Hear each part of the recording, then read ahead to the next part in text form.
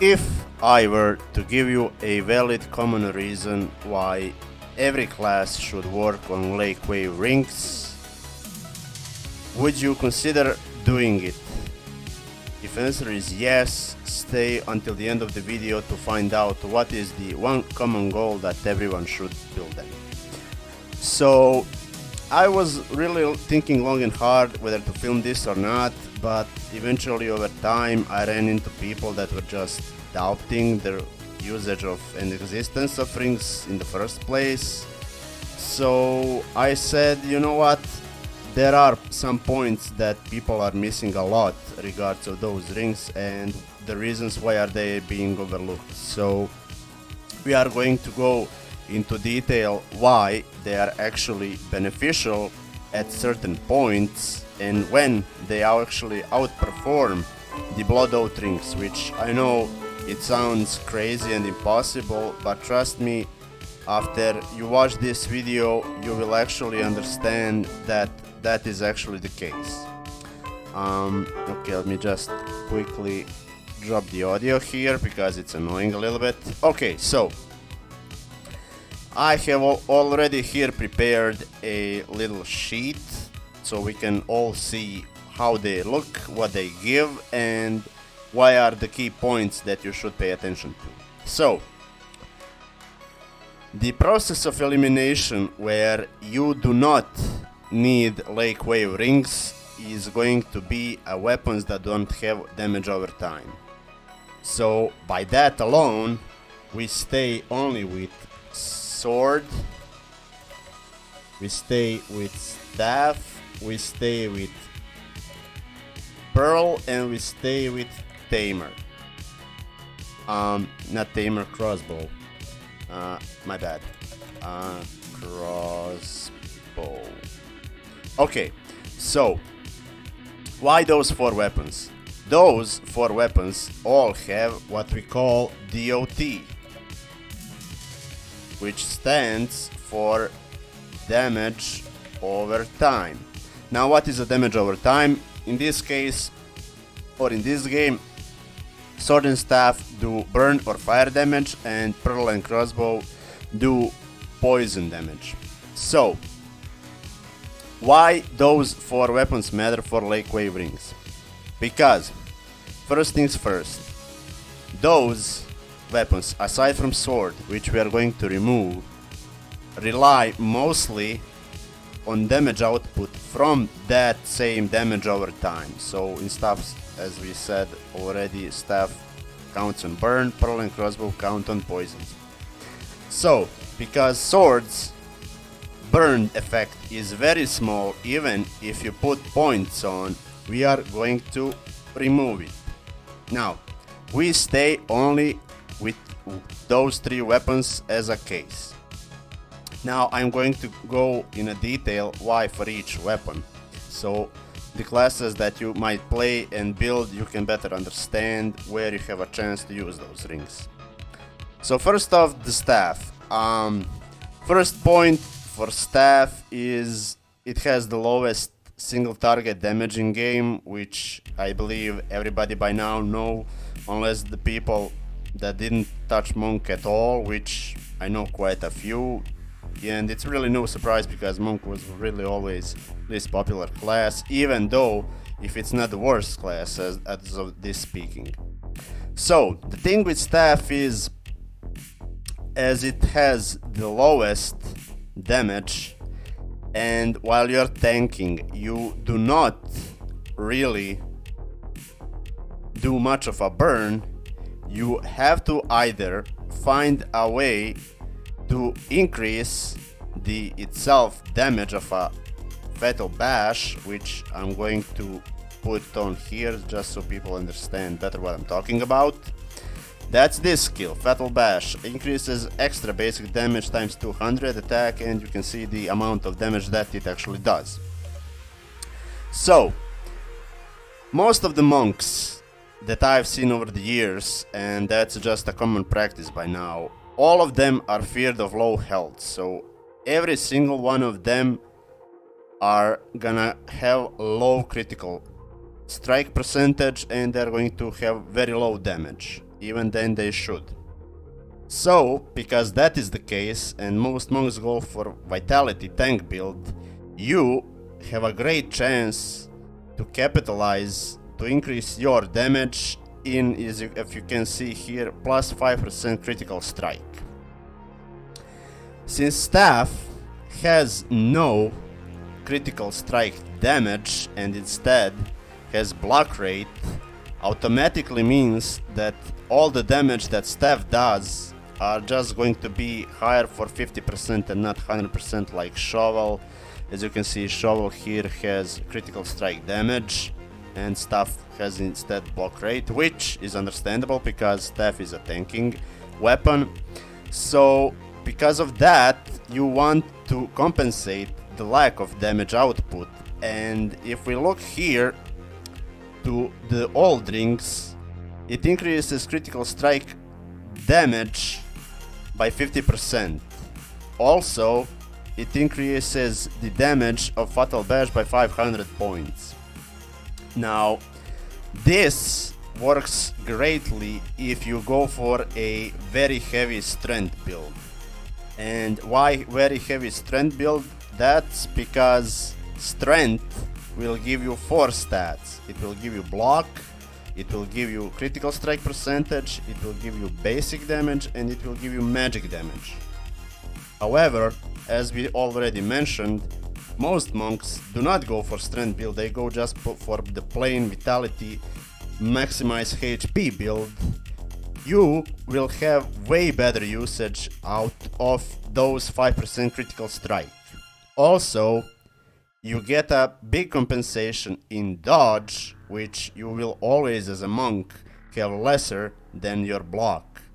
Also, because once again, it matches perfectly for those rings. You get an elemental defense, which I think 770 elemental defense is like 2.1 or 2.2% for each ring. So overall, from those rings, you are going to get around 4.5, let's say, percentage of increased elemental defense. Also, as a bonus, you get 1500 obduracy, and this is around, I would say, roughly 13% of increased obduracy, and we all know how important and how overpowering obduracy is, so I don't need to spend any more a second to explain how obduracy is good. So, as a result of all this, because it is just a mentality, as I said, because monks just fear to lose their health, I personally have went opposite way because I don't find joy in hitting with bash and stuff's damage is, as I already explained, hits like a dull brick, and I really don't find any joy in that. So that is the one case. Also, there is another case where you want to use those Lake Wave rings, which is if you are a Blood Palace sealer, actually Phoenix City sealer. As we all know by now, most common practice is that monks seal the palace. There's multiple reasons why. They have biggest health, they potentially have biggest elemental defense, and as well they just are way more sustainable on multiple hits than any other class because they have just by default more stats than every other class. So for monks, you got already 2 use cases where Lake Wave rings are benefiting. Okay, now Pearl. There is also 2 use cases where you want to build Lake Wave rings for a fairy. As you can see, the bonuses for each class of Lake Wave rings is completely equal. There is only one major difference, which I will reveal at the end of the video. Now, first use case for fairy is if you are building only strictly a healing fairy. So if you don't base on doing any damage, if you don't base yourself on tanking anything, you can just very easily go for a Lake Wave ring build instead of using it over here, because as we all know, fairies are most of the time second or third in aggro during a cave run on a boss if, let's say, tank dies. So pretty much you always have a chance that you are going to be targeted if somebody dies in team, or if just tank dies, and you know how the elimination process goes. Because as you can see, you get really well defensive stats over here, and it's again same use case as a monk, because you are going to heal monk most of the time if the cave is high in elemental defense, that is. Now, second case is when you are doing a pearl build. Now, pearls are poison weapon, and they rely very heavily on applying the poison onto the target, as well as there is a second poison from Purple Cowrie Assistant, which is, I believe, called Purple Smoke or something like that. I'm not sure. I'll check here on a, let me see, on a fairy if it loads. I don't have it yet, but it's over here disc. I think it's called Purple Smoke. But what you are trying to achieve with this is most of the damage that come from fairy's playstyle, and as we all know, Pearl is a PvP weapon, you gain from applying those two poisons, because the whole concept is apply the poisons with fairies and run away until the cooldown goes off, and you can again recycle the appliance of poison. So ideally, because if we can see here, bonus for a fairy is Blue Lotus, damage by 400 points. Now, you do not use a Blue Lotus as a attack in either duel or cave or anywhere, because it has long preparation time, as you can see, which is 3 seconds. So everybody always are going to use White Lotus because it's just way easier. It has lesser chance to break casting time, as it's a short and spam amount of time to actually get interrupted. So everybody are always going to use White Lotus, and the Blue Lotus just really sees no use, like at all, ever. So that way you can optimize your defensive stats, because the Pearl damage itself is not high and it's not very aggressive weapon. It's more about stalling your time until you tick away slowly poison on your target.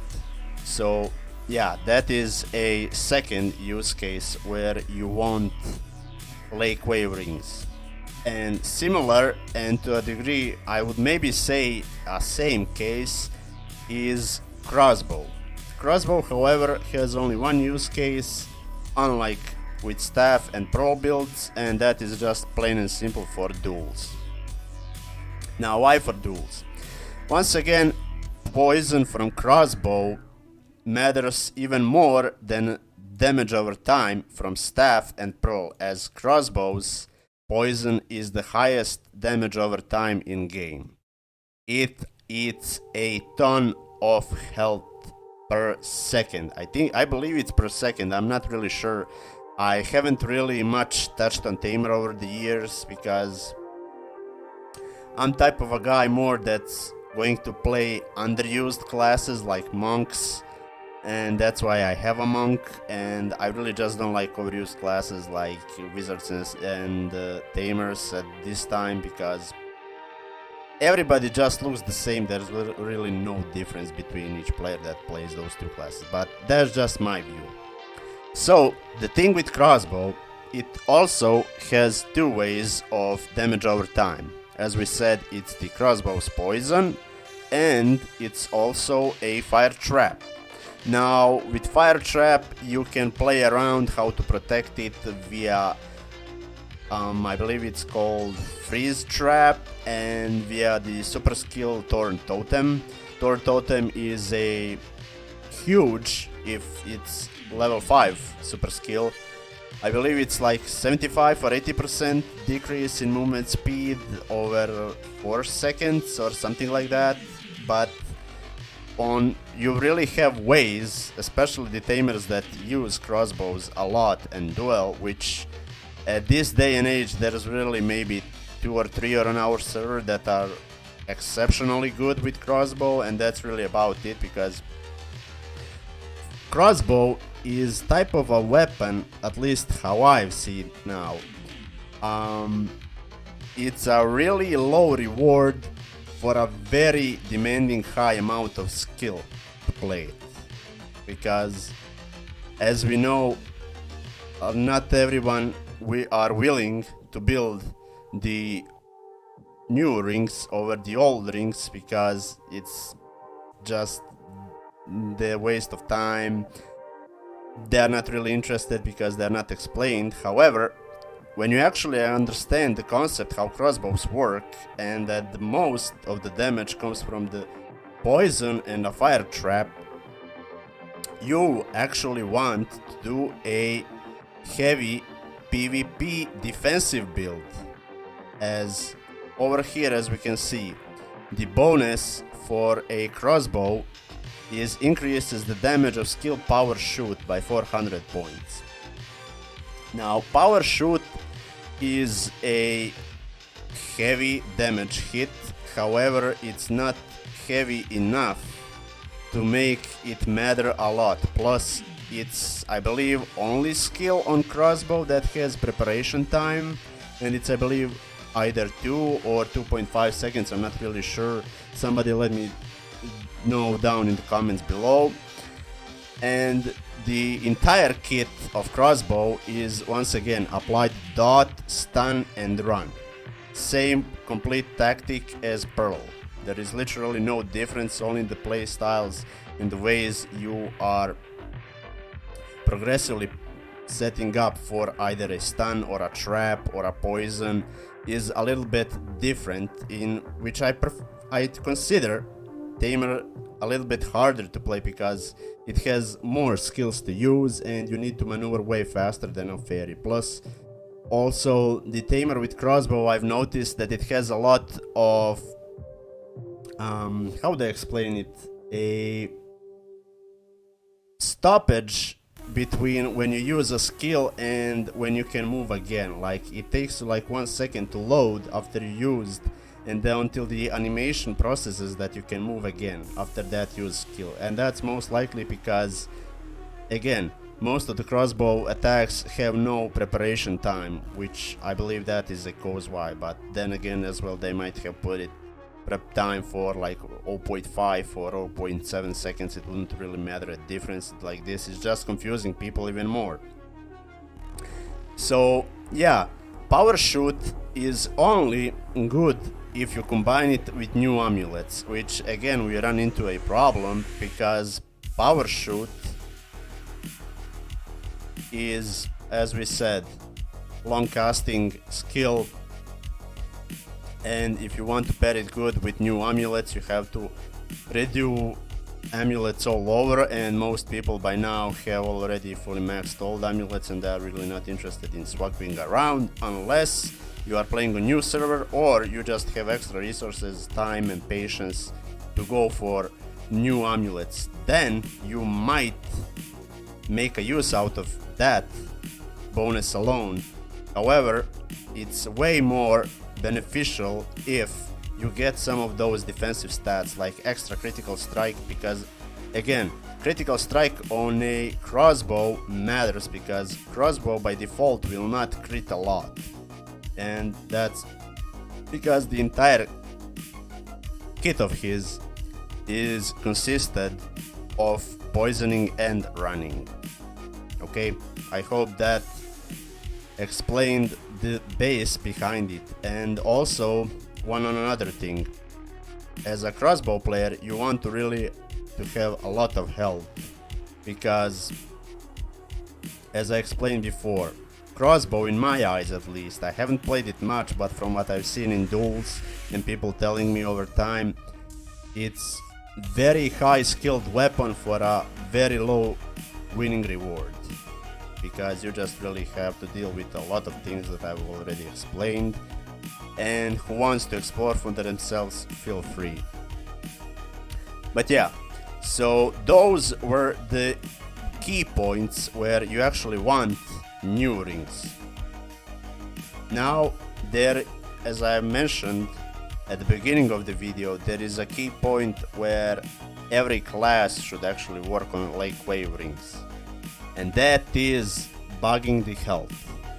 Now if you see here, Blood-Out Ring of Fairy at max gives 400 vitality.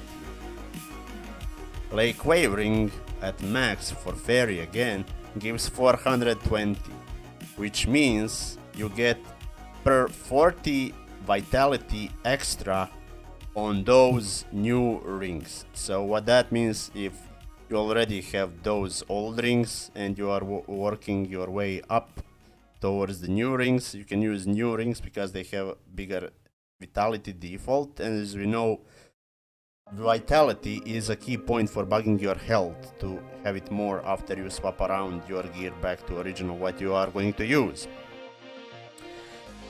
So every class aside from Monk is going to get a 20 vitality extra per new ring compared to old ring. Now in Monk case, as you can see here, that's why I've pulled out 3 examples over here. Blood Oaths for Fairy, Tamer, as well as Assassin and Wizard will going to give only 400 vitality, while for Monk it gives only, well, not only, it gives more, which is 450. However, with Monk, the case is on new rings, instead of 20 vitality extra per ring, you are going to only get, as you can see, it goes from 450 to 460, so you only get extra 10 vitality, which means total increase of 20 vitality per 2 rings. So that is a common reason why everybody should eventually, sooner or later, work on Lake Wave rings. Of course, for the most of the cases, those rings are low priority. As I've explained, they have only those few niche cases. However, in the long run, because eventually you will run out of the things to do, there is always a thing to hunt those rings to increase your potentially maximal health. Okay, I hope I've explained what is the actual benefit of those rings to have in a long run. And if you found this video informative, as always, please feel to like, share and subscribe, because only 17% of you is still subscribed, and I don't know what other 83% is waiting for, because to you one click doesn't mean much, but to me it means a lot in many other ways. So hit that thumbs up button, make sure that those information are getting viewed and spread out, because I am really trying my best and I'm enjoying doing this, and only by getting a support from you guys I get even more motivation to continue doing this, because I have prepared a lot of juicy videos for the future. And with that being said, without wasting any more time, have a good one, and I'll see you in the next video. Take care.